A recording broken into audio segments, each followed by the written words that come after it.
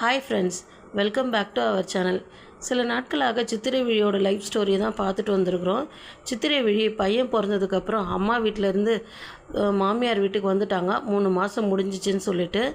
இதுக்கப்புறம் அவள் கேட்குறா, என்னங்க ஒரு குழந்தைக்கு 2 குழந்தையாச்சு, இன்ன வரைக்கும் நீங்கள் ஹனிமூனே கூப்பிட்டுட்டு போகல, எப்போ தான் கூப்பிட்டுட்டு போகிறீங்கன்னு கேட்குறா.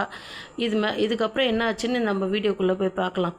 சரின்னு சொல்லிவிட்டு அவள் கேட்ட உடனே, சரி ரெடி ஆகுமா, நம்ம வேறு எங்கன்னா போயிட்டு ட்ரிப்பு போய் பார்த்துட்டு வரலாம் அப்படின்னு சொல்கிறாங்க.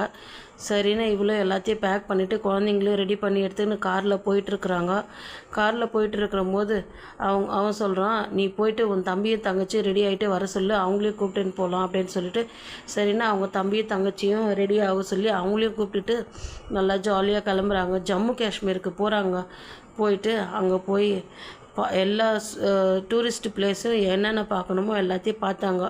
மணாலியில் பார்க்க வேண்டியது, ஜம்மு காஷ்மீரில் பார்க்க வேண்டியது எல்லாத்தையும் பார்த்தாங்க.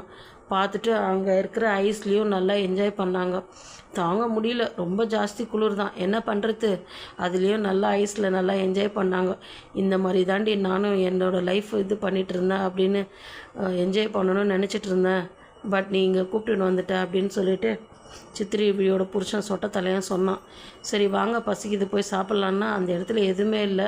சரி மேகி நூடுல்ஸ் தான் இருந்தது, சரி போய் சாப்பிட்லான்ட்டு எல்லோரும் மேகி நூடுல்ஸ் வாங்கி சாப்பிட்டாங்க. இது சாப்பிட்ற கேப்பில் சொட்டத்தாலையும் போய் அவன் நம்ம ஒரு பெக்கு அடிச்சுட்டு வந்துடலான்னு சொல்லிட்டு கடைக்கு யாருக்கும் தெரியாமல் போய் அவன் பெக்கு அடிக்கிறான்.